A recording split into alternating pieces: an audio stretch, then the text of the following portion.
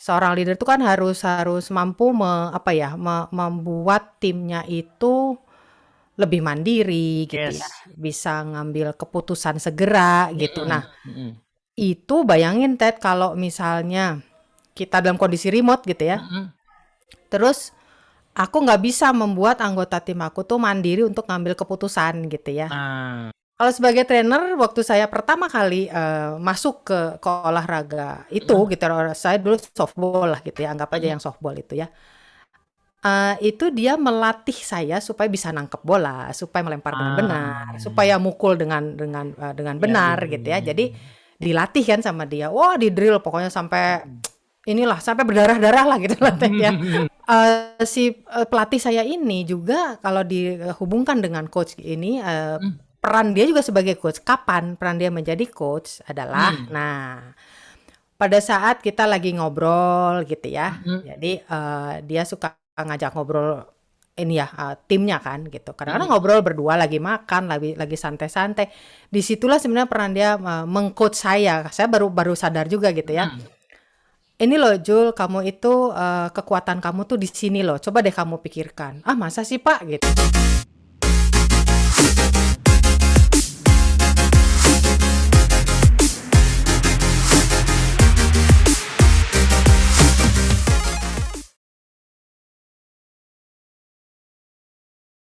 Assalamualaikum warahmatullahi wabarakatuh. Welcome to Better Leader, Mbak Ijul.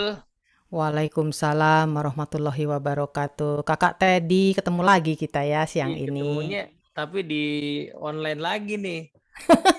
Iya.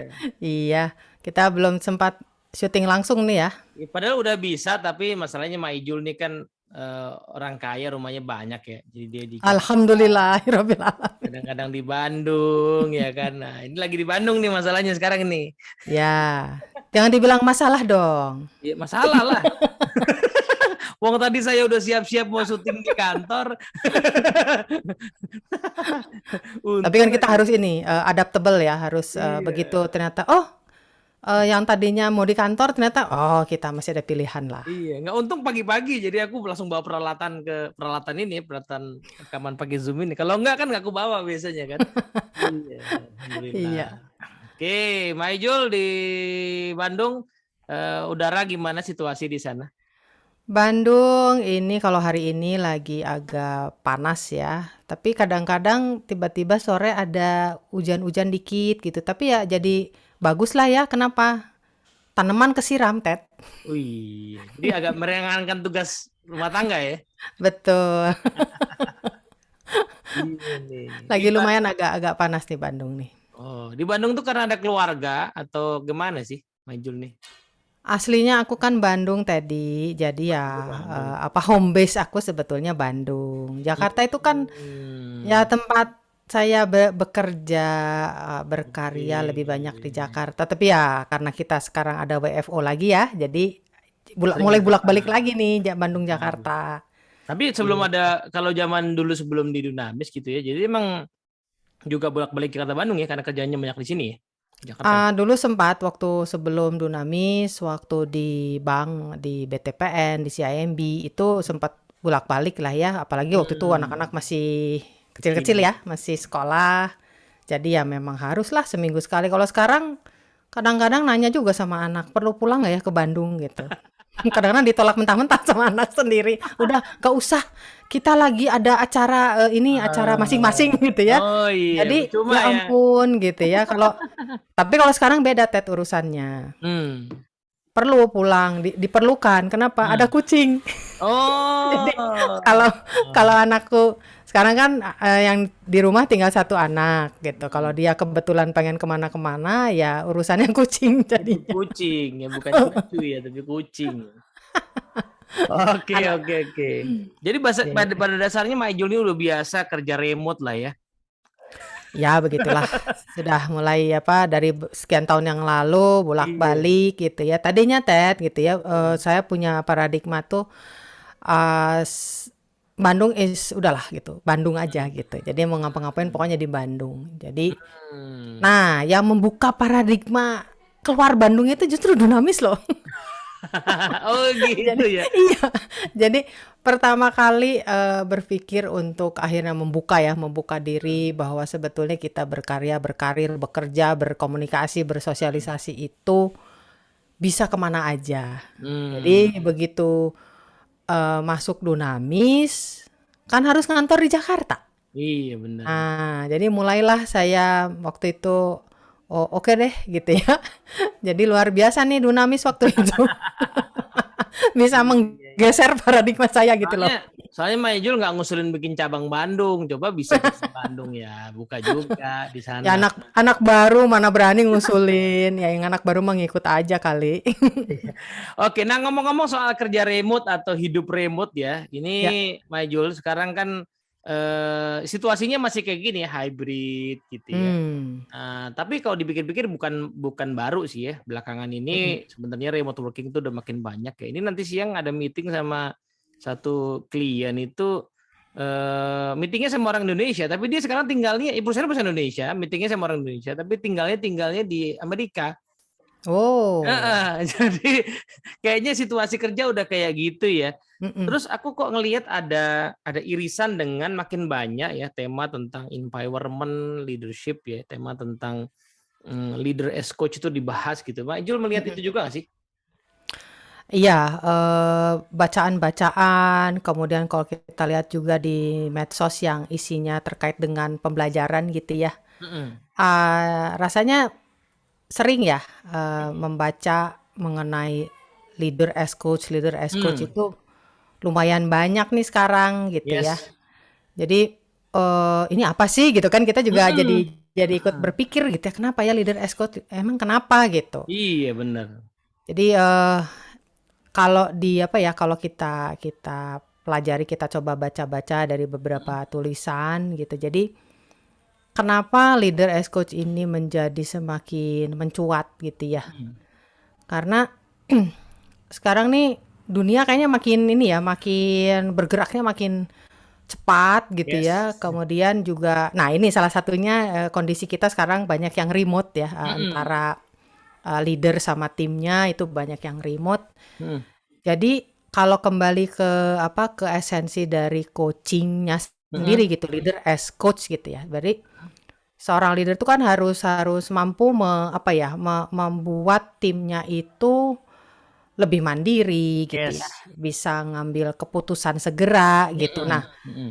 itu bayangin Ted kalau misalnya kita dalam kondisi remote gitu ya, Mm-mm. terus aku nggak bisa membuat anggota tim aku tuh mandiri untuk ngambil keputusan gitu ya. Nah, Kan bolak-balik kebayang nggak sih gitu ya, iya benar. oh, angkat telepon lah, bolak-balik Zoom gitu kan Ya, repot iya, gitu iya.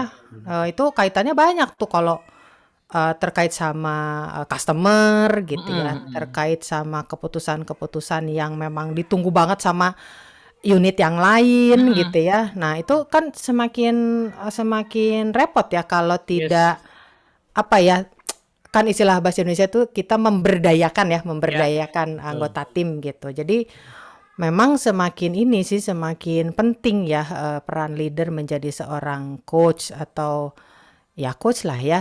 Ya. Coach kayaknya agak beda kalau diterjemahkan pelatih itu rada Iya, beda. Pelatih itu betul, trainer betul. kan Iya, sebetulnya iya, ya. iya. Nanti kita Gitu. coba bahas lah, coach itu sebenarnya dalam arti pelatih itu yang model gimana definisinya. Tapi poin Mm-mm. menariknya pertama tadi esensinya adalah makin perlunya memberdayakan tim ya, makin Mm. tidak realistis kita command and control ya, tidak Ya, sama sekali nggak realistis ya dengan situasi sekarang. Sehingga keputusan harus dibuat lebih cepat dan proses decision making ya pemikiran ide-ide itu harus makin turun ke bawah ya. ya, Mungkin juga bukan cuma makin turun ke bawah karena memang organisasi juga makin lean ya. Jadi ya iya, nggak banyak gitu layernya. Jadi ya tiap orang harus berdaya, harus bisa ambil kebutuhan cepat. Nah ya. disitulah peran coaching sebagai proses pemberdayaan jadi penting. Nah tapi ngomong-ngomong boleh nggak kita bahas dulu nih, Majul ya. Hmm. Coaching ini tadi ya kan kalau di Indonesia kan jadi coach sama trainer itu mirip-mirip pelatih ya. Cuman dalam konteks ini yang kayak gimana sih coaching itu? Coaching itu ya bolak-balik. Dulu juga saya wondering apa sih coaching gitu ya. Karena yang saya kenal dulu Hmm. seorang coach itu di dunia olahraga ya Tet ya. Iya benar. Ya, jadi Makanya jadi dulu-dulu terjemahannya tuh kayak coach itu pelatih gitu. Mm-mm, mm-mm. Padahal kesini kita mulai pelajari juga itu beda gitu. Kalau pelatih ya benar-benar Hmm. melatih. Jadi tadinya nggak bisa jadi bisa gitu kan. Ya. Tapi kalau kita melakukan coaching itu pada dasarnya kita suka mendengar istilah yang namanya unleashing potensial ya. Ada Ya, juga bukunya ya. kalau nggak salah ya. Jadi Mm-mm, dan saya merelate ke pengalaman saya dulu pada saat masih di dunia olahraga juga. mm-mm. Pikir-pikir gitu ya. Saya punya coach gitu. Hmm, Betul sih, dia punya dua peran. Jadi dia hmm. sebagai trainer juga sebagai Nah, coach. Nah, ya. ah, Kalau sebagai trainer, waktu saya pertama kali masuk ke olahraga itu, mm, gitu. Saya dulu softball lah gitu ya, anggap aja mm, yang softball itu ya. Itu dia melatih saya supaya bisa nangkep bola, supaya melempar dengan ah, benar, supaya mukul dengan ya, ya, benar ya, gitu ya. ya. Jadi dilatih kan sama dia. Wah, di drill pokoknya sampai Mm. inilah sampai berdarah-darah lah gitu latih ya. Sampai apa namanya babak belur lah kita berlatih gitu ya. Karena dia Ah, perannya adalah sebagai pelatih jadi ya. sangat sangat direktif ya pasti ya, Mas Ya, Jul? betul. Jadi lakukan ini sekian kali, lakukan itu, Nah, mundur, maju, kiri, kanan, depan, belakang gitu ya. Sama kayak kita misalnya apa ya melatih orang mengetik gitu kan. mm-mm. Ya, sekarang coba jarinya begini-begini, letaknya seperti ini, Hmm, caranya begini-begini. Nah, itu mm-mm. akhirnya bisa gitu kan, Ya, ya. terlatih. Nah, si pelatih saya ini juga kalau dihubungkan dengan coach ini, Hmm, peran dia juga sebagai coach. Kapan peran dia menjadi coach adalah, hmm, nah, pada saat kita lagi ngobrol gitu ya. mm-mm. Jadi dia suka ngajak ngobrol ini ya timnya kan gitu. Kadang-kadang Mm-mm. ngobrol berdua lagi makan, lagi santai-santai. Disitulah sebenarnya peran dia mengcoach saya. Saya baru baru sadar juga gitu ya. Mm-mm. Ini loh Jul, kamu itu kekuatan kamu tuh di sini loh. Coba deh kamu pikirkan. Ah masa sih Pak gitu kan? Hmm, Coba deh, kenapa saya taruh kamu di posisi ini? hmm, Kenapa nggak di posisi itu gitu? mm-mm. Kamu tuh punya kemampuan ini, tapi saya lebih cenderung memposisikan kamu di posisi ini gitu ya. Mm. Terus jadi terjadi dialog kan, ngobrol Ah, gitu ya. Kenapa sih Pak? Ah ini karena begini. Coba deh. Nah tuh saya mikir gitu kan. mm-mm, mm-mm. Terus menjalankan apa Ya, yang menjadi apa diskusi kita waktu itu dengan dibekali oleh keterampilan yang dia sudah latihkan. jadi basic skill kompetensinya udah ada. Ya, Ya, tapi kemudian potensinya tuh belum sepenuhnya ya, belum sepenuhnya keluar hanya dengan basic kompeten tadi. Nah, itu perlu di apa ya, diajak si coaching-nya ya dalam Rima Ijul diajak untuk merefleksi sendiri gitu ya. ya. Refleksi sendiri gitu ya, Majul ya. Betul. Jadi akhirnya saya tahu ya potensi saya di mana dan saya Hmm. percaya diri. Yang penting itu loh Ted menurut saya. Jadi Hmm. percaya dirinya tumbuh sehingga saya bisa bermain dengan all out gitu ya. Hmm. Karena saya dipercaya juga akhirnya kan. Oke. Gitu. Jadi menurut saya ada hubungannya skillnya dikembangkan, Hmm. potensinya disadarkan gitu ya Hmm. bahwa kamu tuh punya potensi. Hmm. Kemudian itu dicoba, Hmm. apa ya, dilakukan lah gitu ya ke Hmm. semuanya itu, terasa, "Oh iya ya, ternyata saya bisa." Oke. Dan, si coach ini selalu ketika di lapangan dia selalu bilang, "Kamu pasti bisa. Hmm. Hmm. Lakukan deh, coba. Ya, coba coba." Jadi kalau misalnya kalaupun gagal, ya nggak apa-apa, kamu baru nyoba, tenang aja, masih ada waktu. Hmm. Jadi, Ini prosesnya kurang lebih seperti itulah. kalau dikaitkan sama tadi ya dalam konteks kita mimpin tim lalu proses Mmm, pemberdayaan tadi kan ya, ujungnya memang tim kita berarti berdaya dalam arti mhm, dia capable ya untuk melakukan pengambilan keputusan. ya, Tapi itu ada dua tahap ya. Tahap pertama memang kita ngajarin kalau dia belum bisa. ya, Tapi ngajarin ternyata tidak akan cukup untuk membuat dia berdaya ya. betul. Nah, jadi setelah dia punya basic skill kompetensinya ya harus dilanjutkan untuk dia Ya, berdaya. Ciri-cirinya punya confident ya, punya kepercayaan ya, diri untuk take decision gitu ya, ya, ya, judgment gitu ya. ya. Jadi sama akhirnya pada saat kita kaitkan dengan dunia kerja gitu ya, Hmm, hmm, bagaimana seorang leader dan leader as coach hmm, itu semakin dibutuhkan. Jadi leader as coach juga di sini dia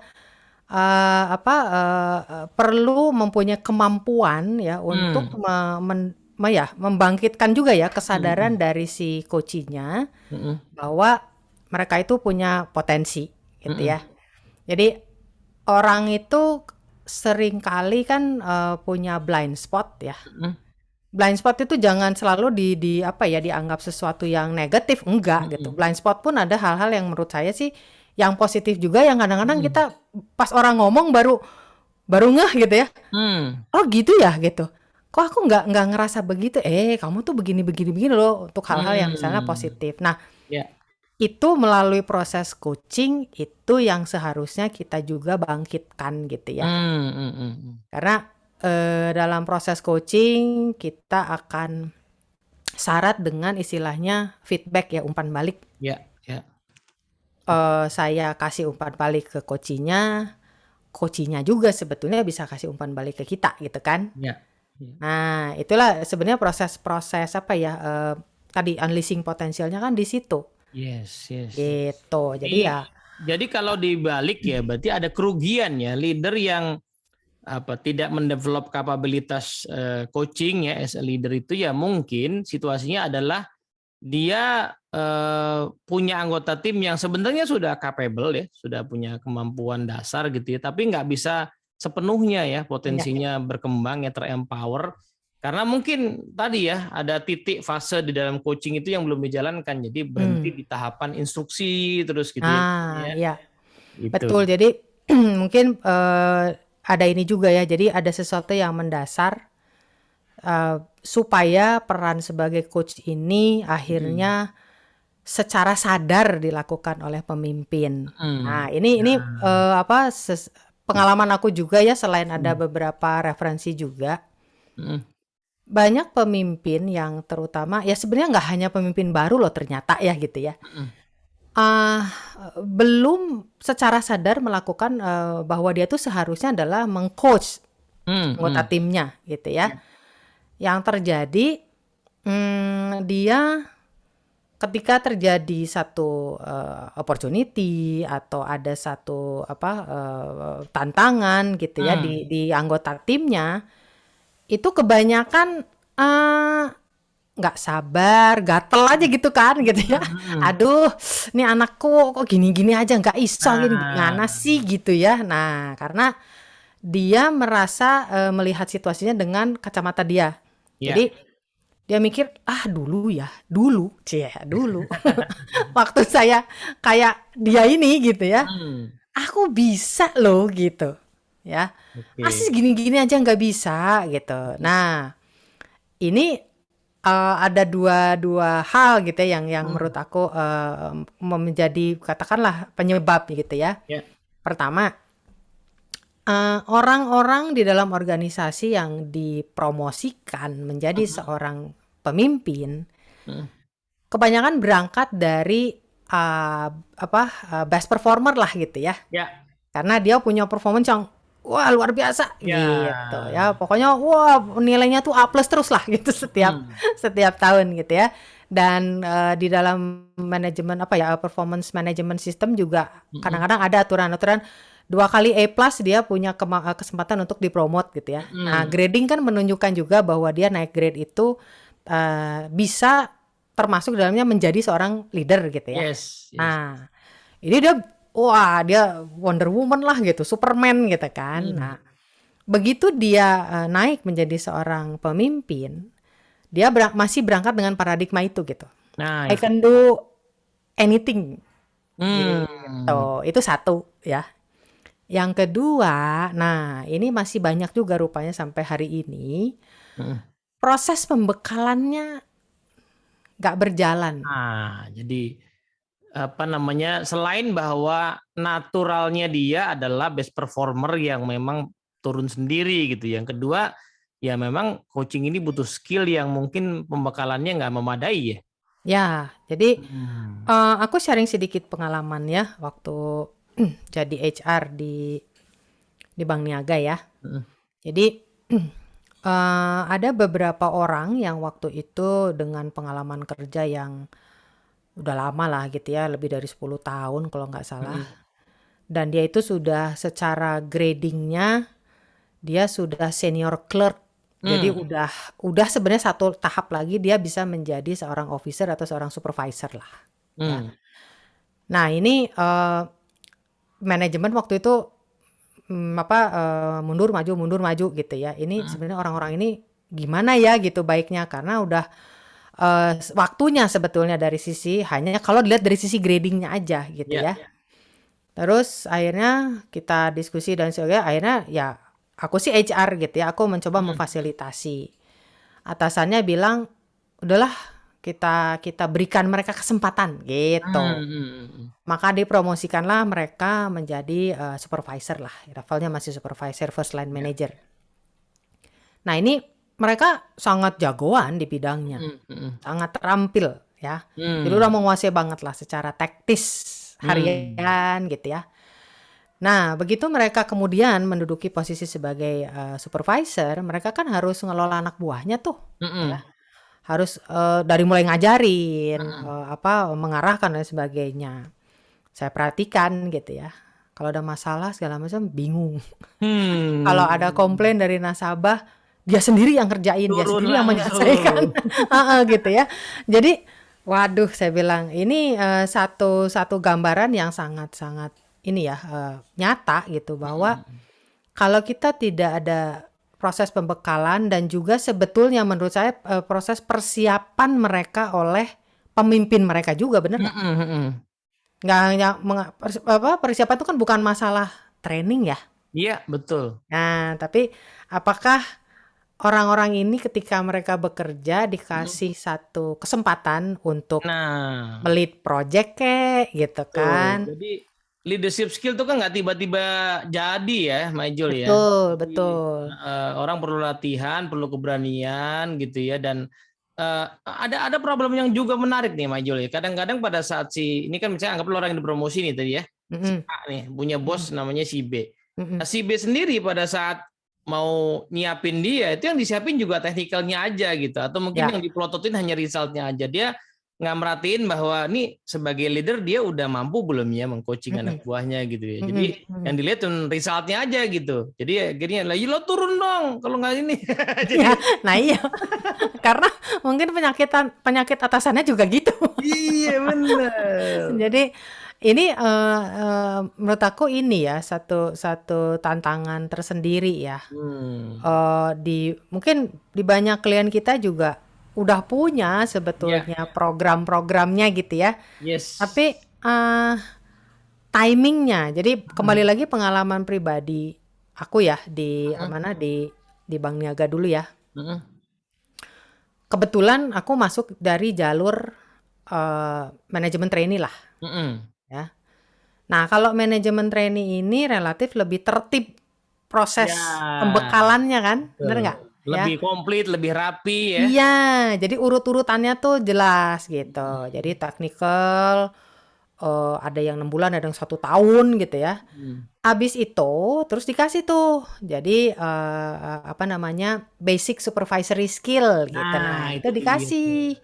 Jadi kamu tuh harus goal setting, kamu Hmm. tuh harus duduk sama anggota tim gitu ya. Hmm. Goal setting ini ngukurnya gimana, apa itu KPI, terus ada proses nanti review gitu ya, terus ada Hmm. performance apa namanya appraisal itu Hmm.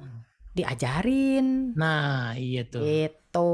Habis kerja berapa bulan gitu ya, waktu itu aku lupa lah. Dikasih lagi yang ininya, yang tahap berikutnya. Jadi kan Hmm. mungkin udah mulai kerja, mulai menemukan hal-hal yang lebih kompleks kali gitu ya. Yes. Kasih lagi gitu. Nah, kalau Hmm. sekarang kan kita juga banyak ya menemukan klien yang orangnya udah menjabat 5 tahun gitu kan. Baru Baru dikasih. Iya, baru dikasih terus Kemarin mereka AO aja. iya. "Aduh Bu, baru tahu ini kita sekarang kenapa nggak dari dulu ya?" Ya Ada yang udahlah. udah mau pensiun loh, Mbak Jul. Iya, itu lebih parah lagi. Iya. Tapi ada dua macam tuh yang mau pensiun. Ada yang mau pensiun bilang bahwa, aduh, saya udah mau pensiun baru dapat nih, tapi makasih ya gitu ya. Jadi saya akan usahakan 2 tahun terakhir ini praktek gitu. Tapi ada yang, Ya, ya elah saya udah mau pensiun juga gitu ya. iya. Jadi ada yang pasrah juga. Pengalamanku lebih parah, mau pensiunnya bulan depan, ada. Baru Pernah. ikut ya. Iya, terus tapi dia punya punya positive thinking ya. Nah, Jadi itu yang dia bagus. bilang gini, "Bu, saya tuh bulan depan gitu ya, Hmm, saya hmm, udah hmm. mau pensiun." "Oh ya, Pak?" gitu kan. "Tapi Bu, saya terima kasih sekali. Ini paling tidak saya mau transfer ke anak saya yang baru bekerja." Nah, Woi, bagus juga tuh. jadi ya tergantung lah ya orang-orang kan Ya, punya persepsi masing-masing ya. betul Jadi betul. nggak bisa dipaksain juga Iya, tapi gitu. ngomong-ngomong, kalaupun bukan karena situasi itu ya, jadi emang developmentnya nggak bagus. Ada juga yang memang nggak ngejar ya. Kemarin ini ada satu perusahaan ya tech company lah gitu ya, Hmm. yang sama kita berapa tahun itu ya program pembekalannya orang yang sudah menjabat ya, menjabat atau mungkin di level itulah, meskipun Hmm. kadang-kadang dia nggak mesti jadi leader karena lagi nggak punya anak buah, tapi di level itu dikasih gitu ya. Nah tahun ini idenya berubah gitu, setelah mungkin 3-4 tahun sama kita, idenya berubah, mengatakan bahwa kayaknya dengan kecepatan ya, Hmm. kecepatan orang itu harus dipromosi segala macam agak telat ya, kalau kayak kemarin yang menjabat dikasih, kita mau mundur sedikit katanya. Jadi Hmm. mereka punya sistem namanya challenge gitu ya. Challenge Mhm. itu memang yang masih individu kontributor. Dari tadi tuh Majul di challenge dengan sesuatu. Nah, Hmm. itu udah dibekalin sekalian. Nah, jadi pada Oh. saat di challenge itu sudah dibekalin sekalian. Jadi Mhm. ya selain dilihat potensinya, apakah dia kira-kira punya naluri sebagai leader, tapi di sisi lain juga dikasih bekal. Jadi nggak, biar nggak apa namanya, biar nggak cuman pakai insting aja gitu kan mimpinnya. Nah, ini apa yang menarik juga Ted, Hmm. tadi kembali ke leader as coach gitu ya. Ya. Eh, apa ya, ada aku nggak tahu ya nyebutnya kontradiktif atau apa gitu ya. Jadi Hmm. tahu bahwa kita tuh sebagai leader harus menjadi seorang coach gitu ya. Hmm. Tapi eh, individunya sendiri merasa bahwa kalau dia bisa solving problem anak buahnya, Nah, bangga. nah itu. Jadi bayangin kalau gua nggak ada, itu tuh malah jadi kebanggaan gitu. Ah. Saya tuh, aku tuh suka bingung Pak, Bu, kalau saya nggak bangga loh. Saya nggak mau begitu. Saya bilang saya Iya. hidupnya menderita sekali kalau begitu gitu Itu ya. kan mirip orang tua yang bangga bisa nyelesain soal ujian anaknya ya. Iya. Aneh juga ya. Jadi dan masih banyak ya kayaknya yang punya Hmm. punya ya paradigma barangkali ya. Jadi Hmm. um, kehebatannya itu Hmm. diukur dari kemampuan dia untuk solving the problem, bukan Yes. helping the anggota tim gitu ya. Hmm. Kan mungkin tadi juga pernah baca itu yang nulis buku siapa, Christensen itu loh. Clayton Christensen. Aha. Hmm. Yang dia bilang bahwa sebetulnya posisi kita sebagai seorang manajer ini adalah posisi yang is a great things gitu ya. Hmm. Jadi posisi yang luar biasa gitu. Kenapa? Karena disitulah kita punya kesempatan sebagai manusia itu menjadi berguna bagi manusia lain. Wah, iya benar tuh. Bener kan? Benar-benar kalimatnya beliau itu tuh. Nah, jadi pas aku baca kalimat itu ya, iya ya, ini opportunity besar gitu. Bayangin kalau Hmm. kita bisa bisa membuat orang bertumbuh, buat Yes. orang Yes. lebih maju gitu ya. Orang menjadi berpikirnya lebih luas. Itu kan Hmm. ada ini tersendiri sebetulnya dari Hmm. apa kebanggaan gitu Ya, ya. benar-benar. Bahwa kita bisa mendevelop orang lain. Nah, ini nggak belum semua menyadari itu gitu ya. Jadi Iya. kenapa di dalam salah satu pembelajaran kita ngomong apa 6CP gitu ya. Hmm. Nomor satu kan mindsetnya dulu gitu ya. Ya, ya. Nah itu sekalian maju. Kalau gitu anggaplah ini sebenarnya ada orang yang sudah sampai pada titik, iya kayaknya saya perlu belajar nih ya. Itu kira-kira apa aja ya tahapan belajarnya untuk menjadi leader as coach ya. Hmm, Jadi yang bisa punya kemampuan meng-unleash potensial gitu. ya. Oke, kita punya ada 6 ini ya, 6 6 apa practices kan bahasa aslinya ya. Ya. Dibilang perilaku mungkin kurang pas juga kali ya, tapi ada 6 praktis gitu yang bisa dijadikan apa ya kerangka ya untuk kita Hmm. bisa sampai kepada leader as coach. Hmm. Dan ternyata pembelajaran ini bukan hanya diperuntukkan bagi orang-orang yang baru menjadi seorang pemimpin Hmm. loh gitu ya. Ya, ya. Jadi ada yang baru mau jadi, yang sudah Hmm. jadi, Hmm. yang juga sudah even sampai C-level juga sebenarnya kerangka ini masih bisa dipakai gitu ya. Karena Yes. balik lagi nih Ted, di kita ini gitu ya masih banyak lah. Hmm. Makin tinggi posisi tuh makin merasa jadi Superman gitu kan. Nah, Itu itu. yang seru Itu gitu ya. benar-benar. Nah, Itu dulu aku pernah loh lihat ada direktur ya Majul ya. Itu eh, acara awarding kantor biasa lah gitu. Itu dia datang ke aula pas lagi gladi resik dan dia pimpin sendiri. Itu gladi resiknya. Padahal dia punya berapa layer di bawahnya dan ini bukan acara gimana, acara ulang tahun kantor biasa gitu. nah Dia itu. pimpin sendiri. Ya itulah. Jadi orang merasa bahwa ingin terlihat sebagai pemimpin itu dengan tampil, ya Hmm. kan? Nah, kembali ke tadi kerangka pembelajarannya adalah yang pertama mindset sih ya gitu. Kita selalu Ya. berangkat dari mindset. Jadi Hmm. mindset ini bilang bahwa dulu bolehlah Anda menjadi Superman atau Wonder Woman gitu ya sebagai individual kontributor. Tapi ketika diserahi tanggung jawab menjadi seorang leader, Hmm. sekarang itu Anda tidak bekerja sendiri, tetapi Anda Hmm. bersama dengan tim untuk bisa memberikan hasil. Hasil yang apa? Yes. Hasil yang lebih banyak, hasil yang lebih Ya. baik, hasil yang lebih kreatif, ada Hmm. lebih-lebihnya gitu loh. Hmm. Jadi paling gampang kalau ngomong orang sales lah ya. Hmm. Dulu saya bisa mencapai target 10 miliar dalam 1 tahun misalnya gitu ya. Nah, ketika saya diangkat menjadi seorang supervisor bagi Hmm. sebuah sales team, Anda diharapkan enggak 10 lagi loh. Iya. Ya kan? Tapi Hmm. Anda harus 30, harus bahkan 50 mungkin Hmm. gitu. Dengan anggota tim yang ada. Hmm. Nah, jadi geser dulu nih paradigmanya bahwa sekarang saya mencapai hasil itu bersama-sama dan melalui anggota Orang tim. lain anggota tim gitu. Jadi bukan hanya saya sendiri. Hmm. Itu aja nggak mudah gitu ya. Hmm. Kita dari contoh-contoh tadi kan terlihat bahwa paradigmanya masih menganggap bahwa pemimpin itu harus selalu tampil, harus Yes. kelihatan jagoan gitu Ya, ya. ya, ya. Nah, padahal kan kita tahulah makin tinggi the level of leadership itu semakin Hmm. kita makin merunduk kan harusnya gitu ya. Ya, ya. Nah, terus paradigmanya sudah digeser. Nah, karena kita akan mencapai hasil melalui orang lain, yaitu tim Hmm. kita, maka berikutnya kita harus mengenali dong anggota tim Hmm. kita. Jadi Nah, kayak coach itu. saya tadi tuh ya, dia perhatiin si Ijul ini gitu ya. Oh, ternyata dia kekuatannya di sini. Oh, dia itu ternyata orangnya kreatif ya. Oh, dia ternyata Hmm. tuh orangnya susah ngomong ya. Oh, ternyata dia Hmm. tuh orangnya bla bla bla segala macam. Nah, Hmm. kenali dulu. Ya. Mengenali ini juga satu proses yang tidak mudah ya. Hmm. Karena seringkali kita berangkat dengan paradigma kita sendiri terkait dengan seseorang. Betul. Menurut saya sih dia gini gini gini gini gitu. Ya itu menurut Hmm. saya gitu kan. Nah, Iya. begitu kita lakukan one on one, kita duduk bareng, kita Validasi lah gitu ya di betul dalamnya. proses Validasi. apa sebenarnya udah mulai ada proses coachingnya ya. Ya. Karena kita harus menggali, harus sebanyak-banyaknya membuat dia bercerita lah tentang dirinya gitu Hmm. kan. Jadi bukan kita yang kebanyakan ngomong. Nah, itu yang salah.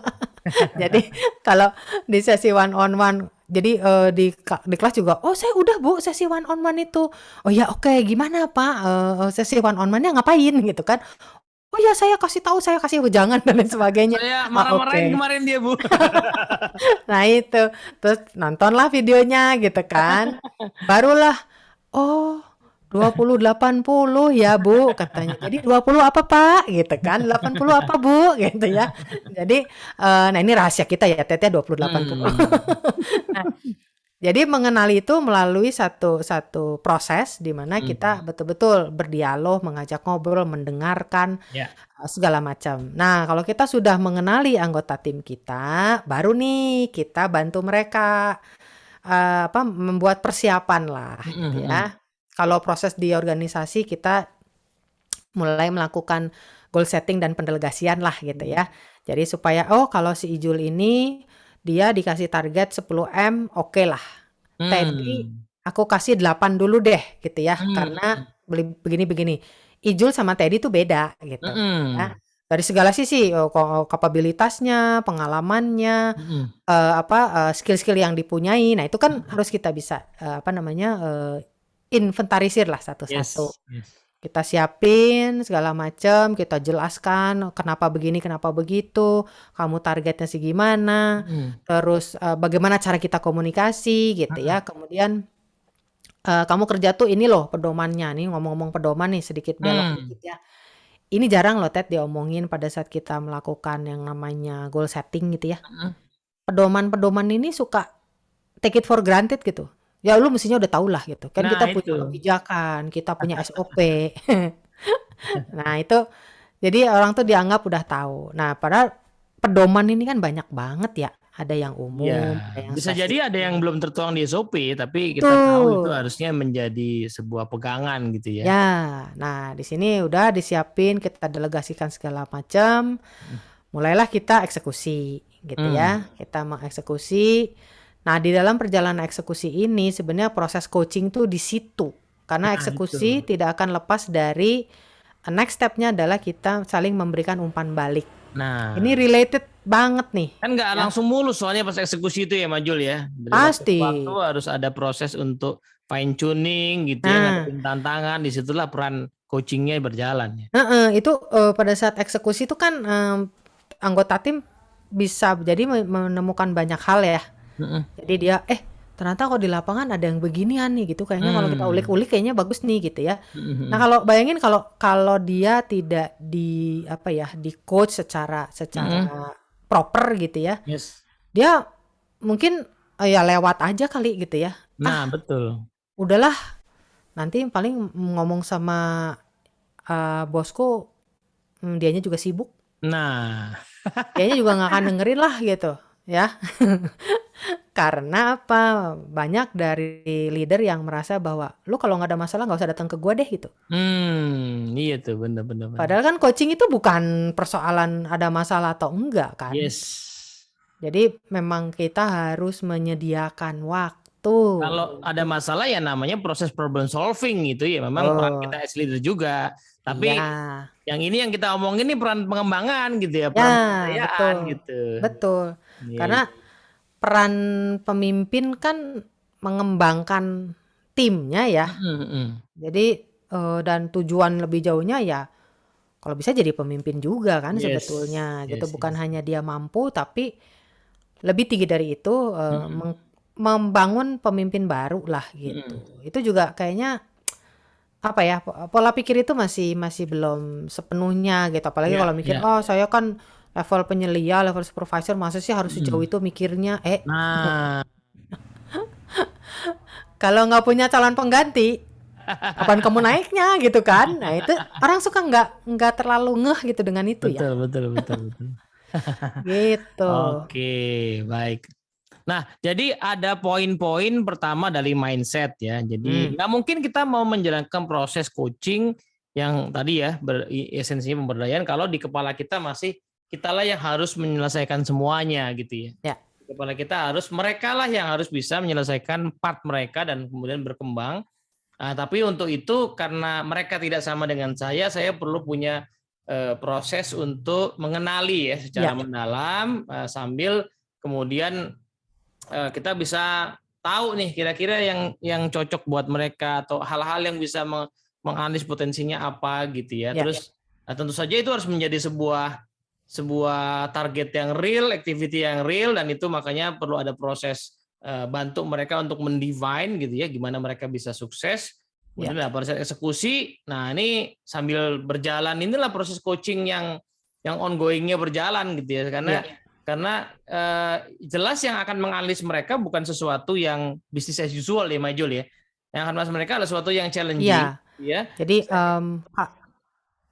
betul. Sehingga pasti akan membuat mereka tuh harus apa ya effort untuk membangun new habits ya, new behavior gitu ya Majul ya. Ya, Nah, ya, ya. Ini juga ada kaitannya dengan apa mm-mm. namanya step-step berikutnya. Ada dua sih pilihannya gitu, bukan pilihan. Tapi satu adalah tadi ya menghadapi sesuatu yang challenging. Artinya bukan Mm-mm. hanya sekedar bisnis as usual. Nah, leader juga dalam hal kita bicara perubahan nih. Yes. eh, Banyak dari leader berpikir bahwa perubahan itu selalu datang dari luar. Hmm. Ya, di drive-nya dari luar. Oh, kalau ekonomi berubah, maka Hmm. organisasi kita, perusahaan kita pasti kena dampak. Yes. Padahal perubahan itu sebenarnya diharapkan juga dari kita kan, dari dalam. Nah, iya iya benar benar benar. Jadi yang paling apa ya, yang paling sering saya Hmm. temukan adalah terutama di organisasi terkait dengan orang-orang yang ada di operasional. Hmm. Kebetulan aku kan background-nya perbankan lah gitu ya. Hmm. Hmm. Jadi orang tuh kalau bilangnya gini, kan saya mah orang operation lah gitu. Ya udah gini aja. Nah, itu Itu saya dia. paling kesel kalau ada yang ngomong kayak gitu. Ya kan kita perbankan, kita kan harus patuh dan sebagainya. Ya betul, patuhnya itu mah prinsip gitu ya.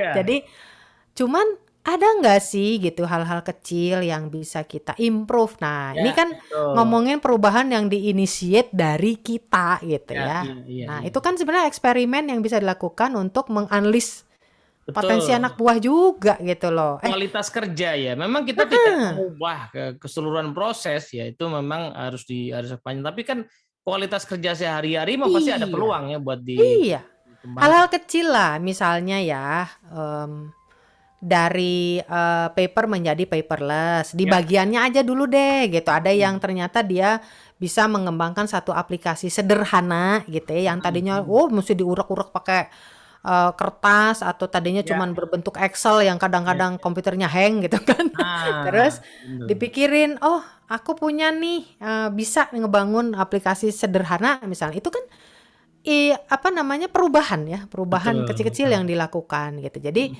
nah, betapa kesadaran untuk melakukan perubahan, jadi bukan hanya business as usual, itu juga arena untuk berkembang bersama dengan anggota tim ya. Jadi, Yes. kita ngetes juga sebetulnya nih anak Mm-mm. buahku kalau dikasih project kecil kayak mana nih gitu Ya, betul ya. betul. Jadi ya kita mengenal sekarang kan apa namanya experience dan eksperimen itu ya. Mm-mm.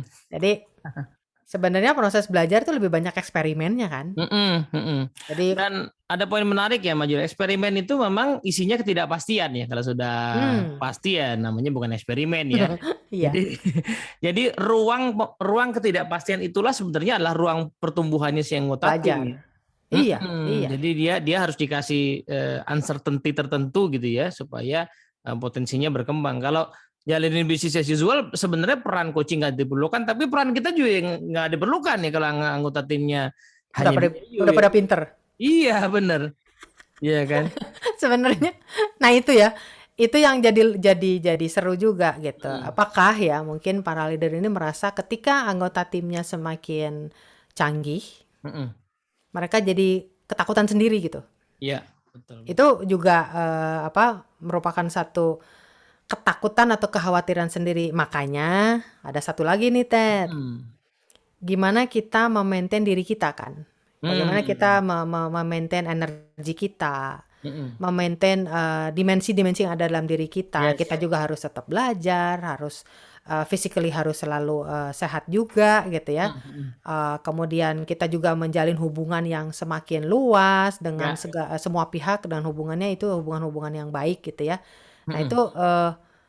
apa itu yang menurut aku bisa membuat kita ya hidup tenang aja ya biarin aja anak-anak buahku pada terbang semua gitu ya. Mm-mm. Malah disitulah balik lagi ke tadi apa namanya bahwa posisi manajer itu adalah posisi yang luar biasa gitu ya, Ya. yang bisa menelurkan pemimpin-pemimpin yang berikutnya justru kan membuat Nah, orang-orang lebih lebih wah lagi gitu. yes Ini yes nih yes. Jadi, apa ya kalau ya aku kerja di apa di korporasi kan udah sekian puluh tahun yang lalu lah gitu mm-mm. ya. Tapi loh ya kok sampai sekarang masih gejalanya tuh masih masih seperti itu gitu ya. Apa karena mungkin angkatan aku masih banyak kali ya Ted, ya, yang ada di korporasi. Jadi apa Gen X ini kan masih masih ada, masih banyak Ya ya. ya betul. Jadi mungkin karena generasinya masih sekarang masih lumayan banyak ya angkatan kerja yang Ya Gen X kali ya. mungkin juga kan memang hal ya leader coaching kan kalau menurutku ya bukan sesuatu yang alamiah ya. Ini orang tuh harus by praktis ya, dia harus berlatih secara sengaja. Yang alamiah mungkin ada tapi nggak banyak ya. Kebanyakan Iya, harus belajar sih skill ini gitu ya. Harus belajar, harus sadar, harus tadi menyadari dulu bahwa situasi berubah gitu ya, pemberdayaan makin harus ya, apalagi arah perusahaan habis COVID ini juga hybrid gitu ya. Hybrid itu iya, macam-macam penyebabnya, salah satunya adalah ada company yang melihat bahwa oh ya kemarin sebelum pandemi kita growing, ruangan nggak cukup, tadinya mau kita tambah tapi setelah kayaknya nggak perlu tambah ya, orang udah hmm, biasa juga, jadi arahnya makin ke sana gitu, jadi ngapain lagi kan. Nah itu kan mm-mm. poinnya poinnya berarti kan si leader yang tadi ya belum punya keterampilan, memang harus belajar, sehingga yang belum belajar Iya, memang masih challenging gitu, yang gesernya itu masih challenging bahwa saya ingin mencapai hasil melalui orang lain. Dan itu kan butuh ini ya, butuh mungkin apa, compassion ya, kepedulian, care hmm, sama potensi orang gitu ya. iya. Sementara sebagian orang mungkin ya nalurinya ya ya dirinya sendiri aja gitu. Bukan bermaksud jahat sih, tapi lebih ke nalurinya bukan ke orang ya. Nah, jadi dia harus mengembangkan itu sehingga bisa melihat potensi dan peduli gitu. Karena bisa jadi juga, Ted, eh, pemikirannya adalah yang penting target tercapai, Nah, itu kan itu yang ya dikejar kan? bosnya lagi kan. Iya, jadi Bu, gimana ya? Kayak kemarin aku baru coaching juga. Target kan nggak bisa menunggu, Bu, gitu. Jadi saya akhirnya dia terjun bebas ke 2 layer di bawahnya. Hmm. Nah, itu saya larang gitu. Hmm. Bapak, jangan begitu. Jadi apa? Ini ada hal yang apa yang perlu dipahami juga. Jadi Hmm. kita bisa mengcoach langsung anggota tim kita atau kita Ya. mengcoach seorang coach, ya Hmm. kan? Jadi kalau saya manajer, saya punya penyelia di bawah saya, berarti saya adalah mengcoach seorang coach juga. Ya, Nah, betul. ini semakin apa ya? Bukan dibikin berat, tapi tantangan tersendiri. Jadi kayak Hmm. misalnya kalau di sebuah bank gitu ya, ada branch manager. Hmm. Branch manager itu di bawahnya semestinya kan memang ada manajer-manajernya lagi lah gitu ya, Ya. atau penyelia lah paling tidak Hmm. gitu ya. Nah, ini kan harusnya dia 2 layer, dia meng-coach seorang coach, di mana seorang coaching-nya ini dia harus meng-coach anak buahnya lagi. Yes, yes. Itu apa yang terjadi seringkali si branch manajernya dia terjun bebas ke staff yang di bawah si penyelianya. Nah, itu dia tuh. Itu jadi apa ya, apa namanya, ya karena balik lagi, dia tidak menyadari bahwa posisi dia itu lapisannya di mana sih gitu ya. Betul. Dan ini menarik maju. Sebenarnya orang yang tidak menyadari bahwa dia harusnya mengembangkan pemimpin di bawahnya, terus Mhm. akhirnya turun begitu, dia nggak sadar bahwa ada kerjaan dia yang harusnya dia lakukan itu pasti nggak jalan. Iya. Misalnya ya kerjaan yang sifatnya strategik ya, mikirin market baru, potensi Hmm. baru, itu kan tugas dia sebenarnya ya, karena dia view-nya lebih tinggi, tapi pasti nggak sempet itu, karena dia Ya sering terus turun ke bawah. terus keluhannya apa coba?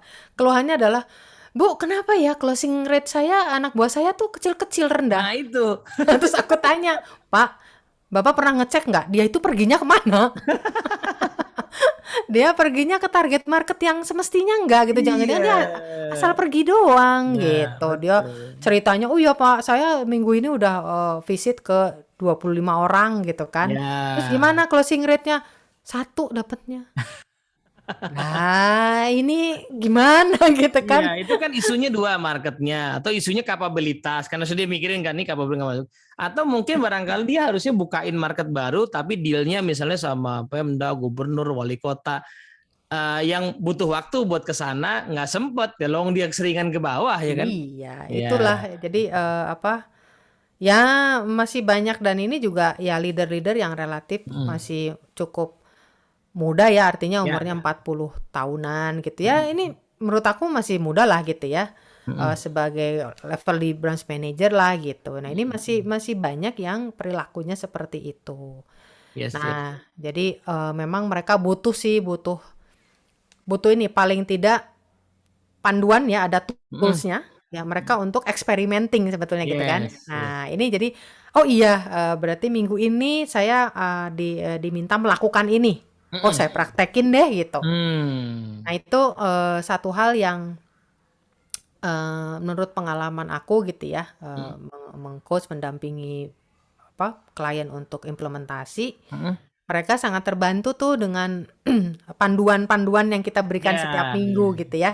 Jadi tahu, oh bener Bu, sebetulnya saya sih sudah melakukan, tapi kok nggak ya terstruktur gitu loh. Ini itu anu segala kemana-mana gitu.